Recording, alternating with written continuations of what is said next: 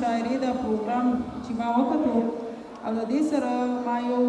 کتاب هم سټډي کو ادب سره چې کوم سحر یوسفزئی لیکلی دی او دا د پښتو پروګرام دی زما په خیال چې دا ټول شاعران ادیبان سکالران سټوډنټان د هغو نوم ډېر ښه پېژني او ما د دې هر څه نه دا خبره زده کړه چې د انګلیش لیټریچر موږ وایو د انګلیش ادب موږ وایو د اردو ادب موږ وایو د پښتو په ادب په باره کې څومره ډېر نالج شته یا نشته د دې په باره کې فردر تحقیق پکار دی او د سحر یوسفزئی د دې کتاب کې دا لیکلی شوي دي چې را روان جنریشن د پکار دی چې هغه په دې ریسرچ وکړي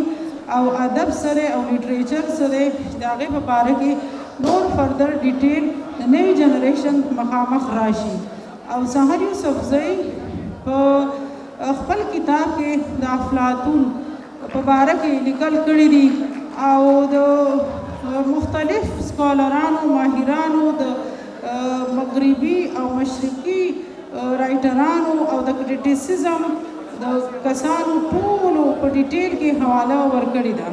نو زه د ګرلز کالج سیدو شریف سټوډنټس چې زمونږ هم په دې دغه کې اوس پارټیسپیشن وکړو خو زه دا فیل کوم چې د ګورمنټ کالجونو نه میل راغلی دي خو دغه شانتې فیمیل دپاره هم د دې انویټیشن پکار دی چې هغه هم په دې کې برخه اخلي او